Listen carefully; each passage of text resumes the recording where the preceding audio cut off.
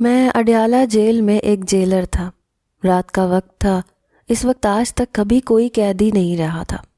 مجھے بے تحاشا نیند آ رہی تھی۔ سردیوں کی راتیں تھیں، اس لیے میں نے گرم شال اوڑھی ہوئی تھی اور کرسی پر بیٹھا جمائیاں لے رہا تھا۔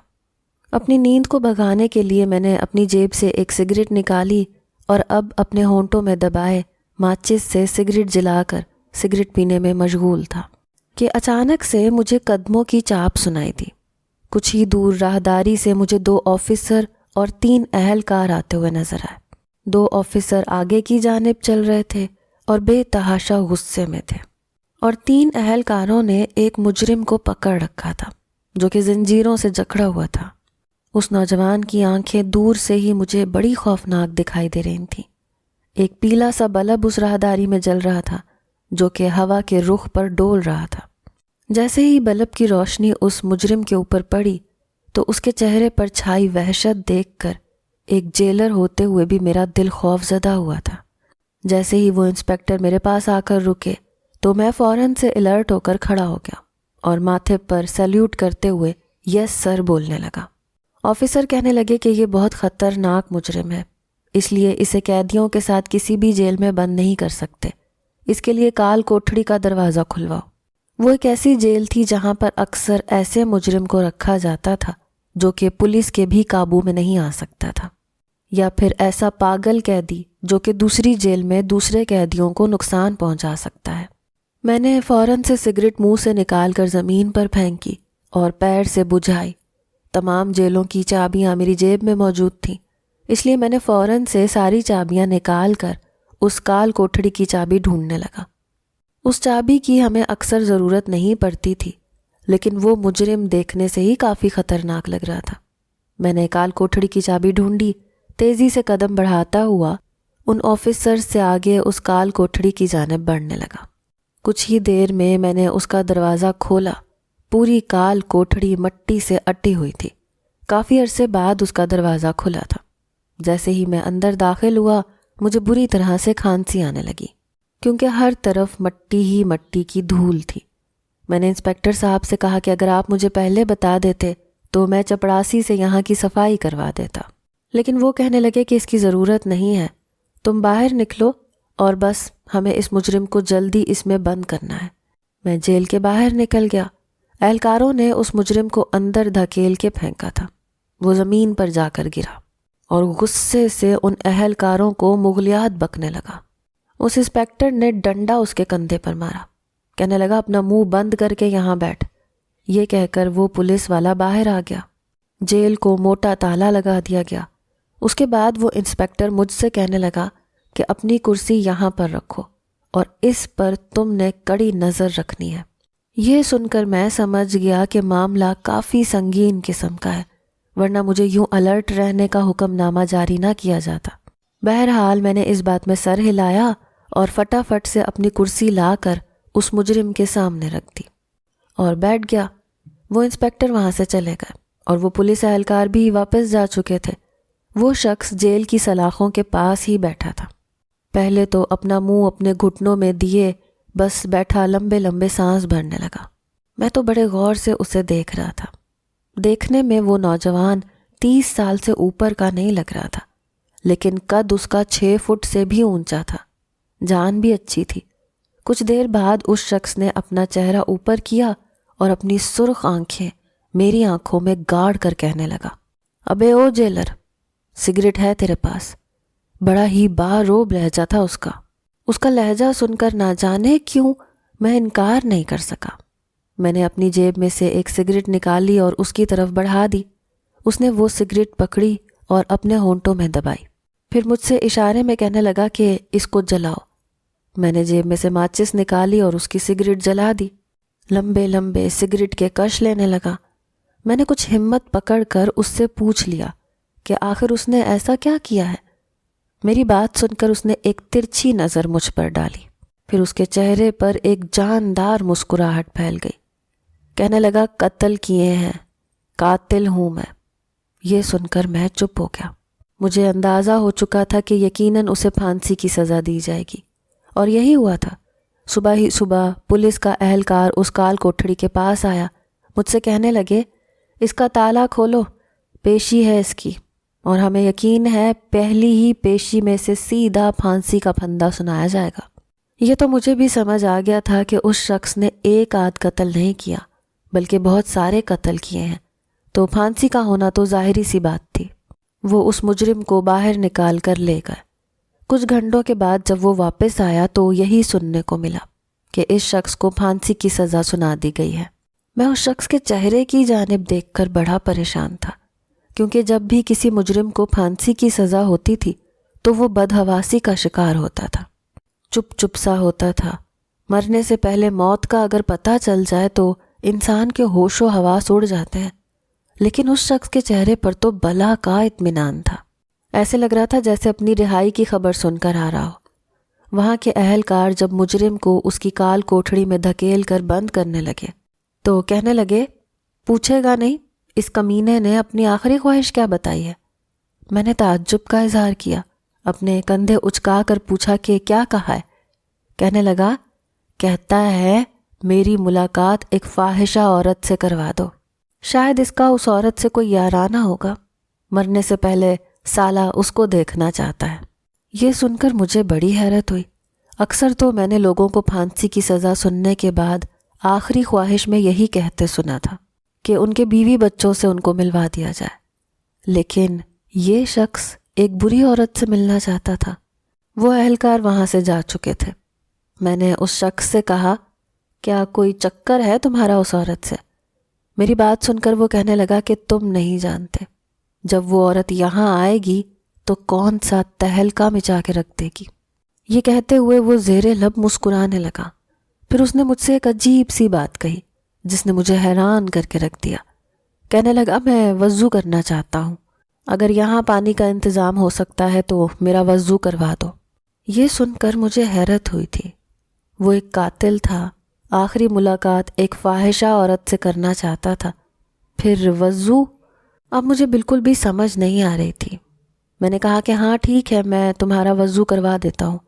میں نے ایک چپڑاسی کو آواز دی، اسے پانی کا ایک کین لانے کے لیے کہا۔ وہ پانی کا کین میں نے انہی سلاخوں سے اندر اس کو دے دیا۔ مجھے لگا کہ شاید وہ بھاگنے کا کوئی طریقہ نہ ڈھونڈ رہا ہو، میں جیل کھول کر اس کا وضو کرواؤں اور وہ مجھے ہی چکمہ دے کر بھاگ جائے۔ اس شخص نے وہ کین لیا۔ میں اسے بڑے غور سے دیکھ رہا تھا۔ وہ بڑے اچھے طریقے سے وضو کر رہا تھا۔ پھر اس نے اپنی اسی کال کوٹھڑی میں سے ایک بوری اٹھائی، مجھ سے کہنے لگا، قبلہ کدھر ہے؟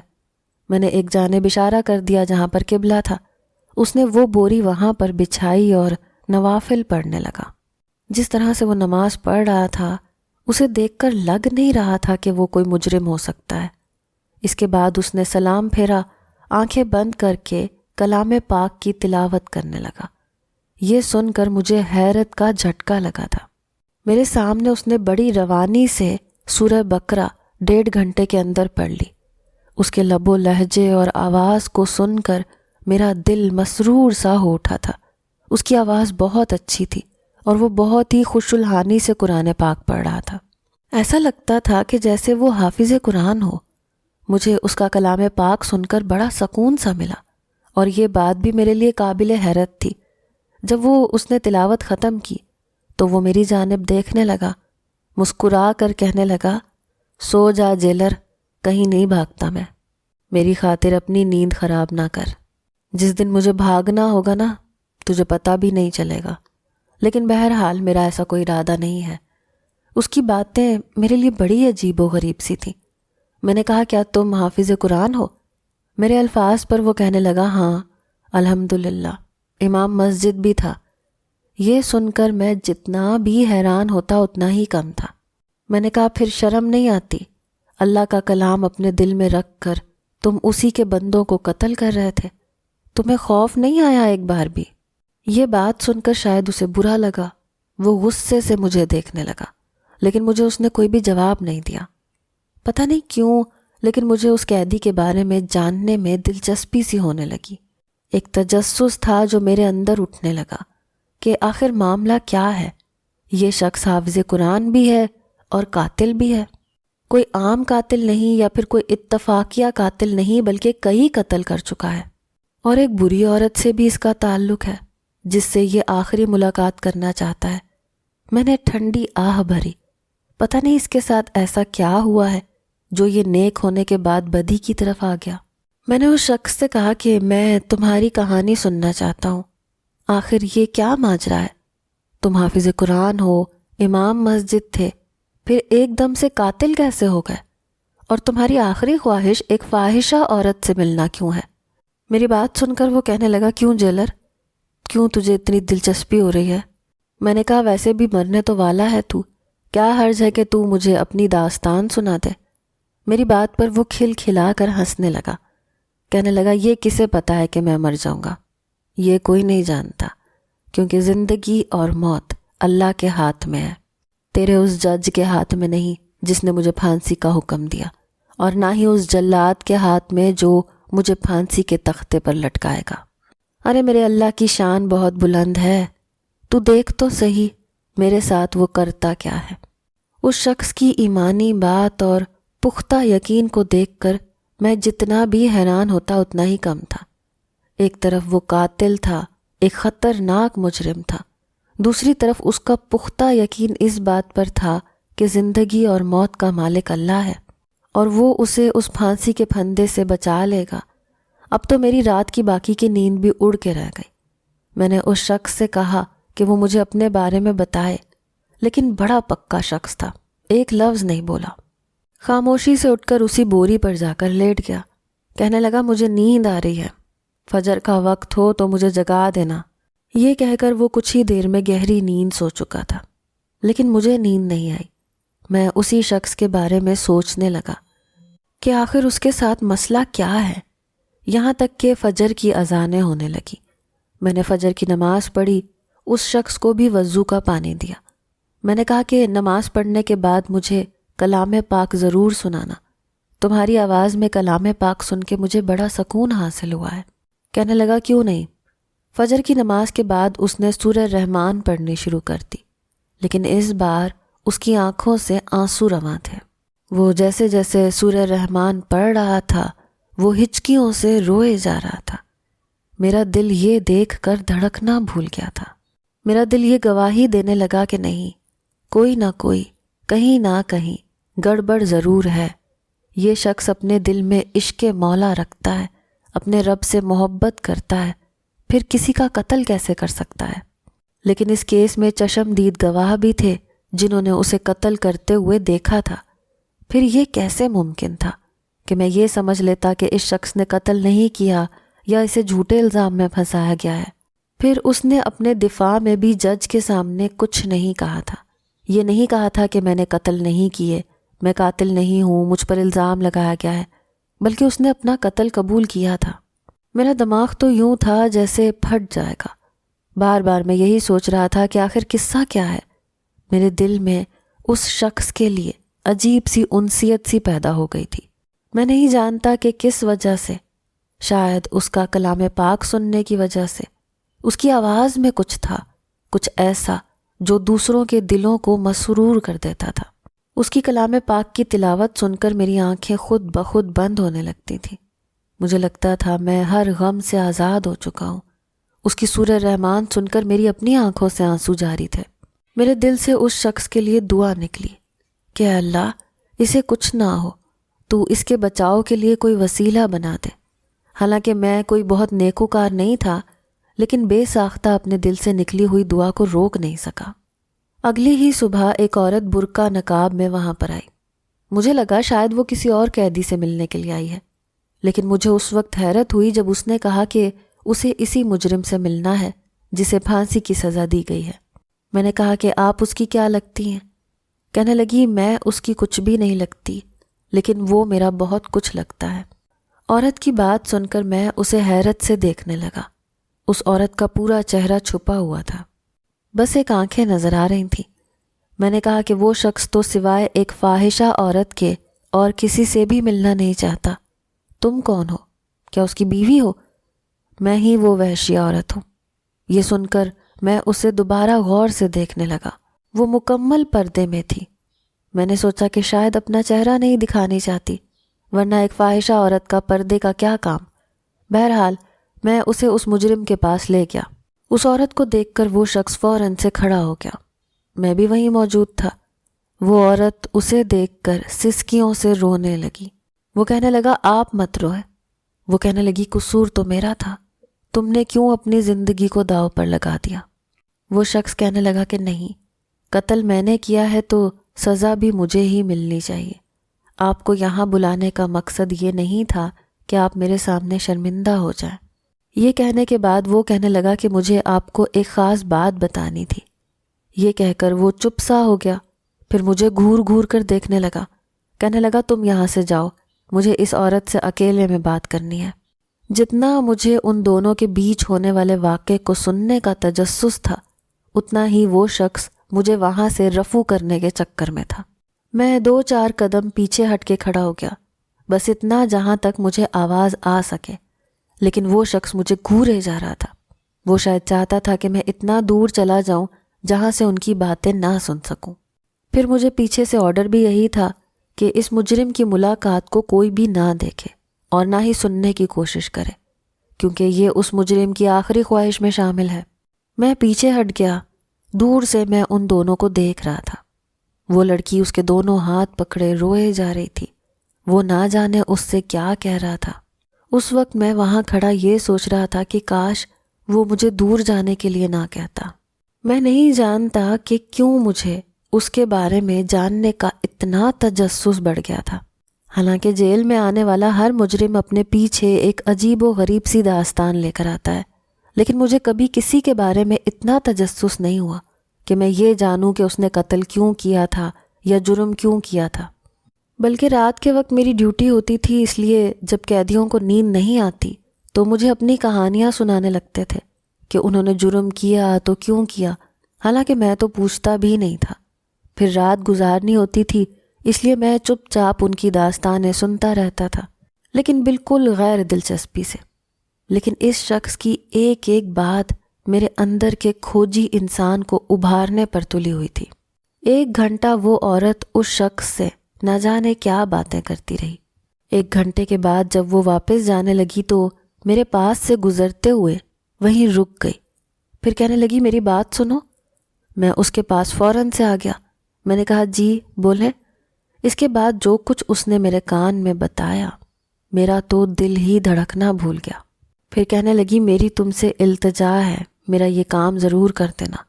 اس نے میرے ہاتھ میں ایک ایسی چیز پکڑائی کہ میں سیدھا اس انسپیکٹر کے پاس لے کر بھاگا تھا، کیونکہ اگلے ہی روز اس شخص کو پھانسی ہونی تھی اور میں چاہتا تھا کہ وہ پھانسی سے بچ جائے۔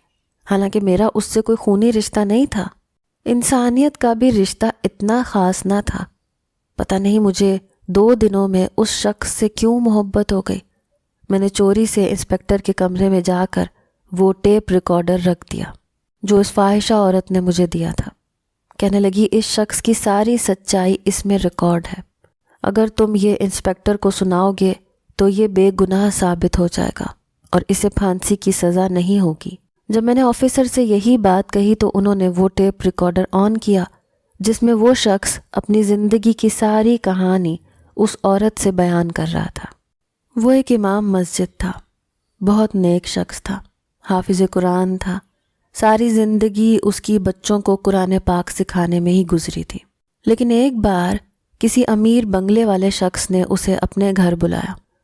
اس سے کہنے لگا کہ ہمارے گھر میں ختم القرآن کی دعا تم کرواؤ۔ اس شخص نے بچوں کو کلام پاک پڑھنے کے لیے کہا۔ قرآن خوانی کے بعد اس نے ختم القرآن کی دعا بھی پڑھائی۔ ان لوگوں نے بڑا پرتکلف کھانے کا انتظام کر رکھا تھا۔ وہ شخص کھانا کھا ہی رہا تھا جب اس امیر شخص کا بیٹا ایک لڑکی کو بازو سے پکڑے بڑی بے دردی سے لاؤنج میں گھسیٹتے ہوئے لے کر آ رہا تھا اور اسے مغلیات بک رہا تھا۔ وہ لڑکی اس سے ہاتھ چھڑوا رہی تھی، کہنے لگی مجھے چھوڑ دو۔ وہ شخص کہنے لگا ایسے کیسے چھوڑ دوں، تمہارے دلال کو تمہاری قیمت ادا کی ہے میں نے۔ وہ نوجوان نشے میں تھا۔ یہ دیکھ کر اس امام مسجد نے اس امیر شخص کو دیکھا جو بے نیازی سے کھانا کھانے میں مصروف تھا۔ کہنے لگا یہ آپ کا بیٹا کیا بد زبانی استعمال کر رہا ہے اس عورت کے لیے، اور یہ کیوں اسے گھسیٹ رہا ہے۔ وہ شخص کہنے لگا مولوی صاحب آپ اپنا کام کرو، آپ نے دعا کروائی ہے، آپ کے لیے میں نے اتنا زبردست کھانا بنایا ہے کہ شاید پہلے آپ نے کھایا نہیں ہوگا۔ کھاؤ پیو اور اپنا راستہ ناپو، اور ہاں، جاتے ہوئے 5,000 کا نوٹ لے جانا، تمہارے کام آئے گا۔ امام مسجد کو بڑا غصہ آیا، اس نے کھانا وہیں چھوڑا، کہنے لگا کہ مجھے پتا ہوتا کہ آپ دوسروں کو کھلا کر احسان جتانے کی عادت رکھتے ہیں تو میں ایک نوالا بھی یہاں نہ کھاتا۔ پھر اپنی جیب سے 5,000 کا نوٹ نکالا، ٹیبل پر رکھ دیا، کہنے لگا میں نے جتنے نوالے کھائے ہیں اس کے پیسے میں ٹیبل پر رکھ رہا ہوں، میرے خیال سے یہ آپ کے ان کھانوں سے زیادہ ہیں جتنا میں کھا چکا ہوں۔ یہ کہہ کر وہ کھڑا ہو گیا۔ وہ نوجوان اس لڑکی کو گھسیٹتے ہوئے کمرے کی جانب لے جا رہا تھا، جب اس امام مسجد نے اس لڑکے کا بازو پکڑ کر اس لڑکی کی کلائی اس سے جدا کی۔ پھر کہنے لگا کہ کیوں اس عورت کے ساتھ جانوروں والا سلوک کر رہے ہو؟ جب وہ تمہارے ساتھ جانا نہیں چاہتی تو کیوں زبردستی کر رہے ہو؟ وہ کہنے لگا یہ کوئی نیکوکار نہیں ہے، کوٹھے سے اس کی رات کی قیمت ادا کر کے اسے لایا ہوں۔ یہ سن کر اس امام مسجد نے اس شخص سے کہا کتنی قیمت دی ہے تم نے اس کی؟ مجھے بتاؤ، میں تمہیں ادا کر دیتا ہوں، لیکن اسے چھوڑ دو۔ وہ کہنے لگا ابے او مولوی، تو مجھے قیمت ادا کرے گا؟ تیری کیا اوقات ہے؟ چل پھوٹ یہاں سے۔ میں اس کے ساتھ اپنی رات رنگین کرنے کے لیے لایا ہوں، تیری رات رنگین کرنے کے لیے نہیں کہ تو بہانے سے اسے یہاں سے لے جائے اور اپنی رات عیاشی میں گزارے۔ یہ سننا تھا کہ امام مسجد نے اس کے منہ پر زوردار تھپڑ دے مارا۔ کہنے لگا شرم نہیں آتی تمہیں ایسی گھٹیا بات کرتے ہوئے؟ میرے نزدیک یہ عورت میری بہن لگتی ہے، اور جب وہ گناہ کے لیے تمہارے ساتھ راضی ہی نہیں ہے تو میرا فرض بنتا ہے کہ اسے گناہ سے بچاؤں۔ وہ نوجوان آپے سے باہر ہو گیا، اس نے جیب سے پسٹل نکال لی، امام مسجد کے سر پر تان دی۔ اس کا باپ یہ تماشا دیکھ کر بڑا خوش ہو رہا تھا، لیکن عین وقت پر بازی پلٹ گئی۔ امام مسجد نے وہی بندوق اس کے بیٹے کے ہاتھ سے چھینی اور اسی نوجوان پر تان دی، لیکن وہ نشے میں چور تھا، اس لیے ڈرنے کے بجائے لڑنے جھگڑنے لگا۔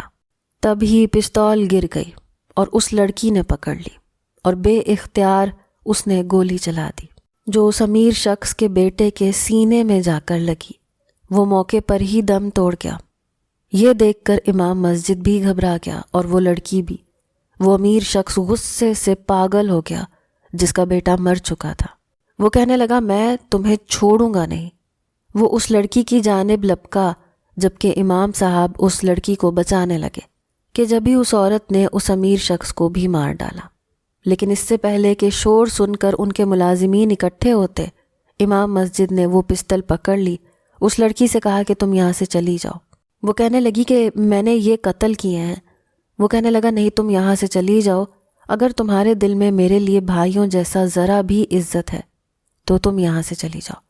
وہ عورت فوراً وہاں سے چلی گئی اور سب لوگ پستول کی گولیوں کی آواز سن کر جب وہاں پہنچے تو امام مسجد کے ہاتھ میں پسٹل دیکھ کر اسے پولیس کے حوالے کر دیا گیا۔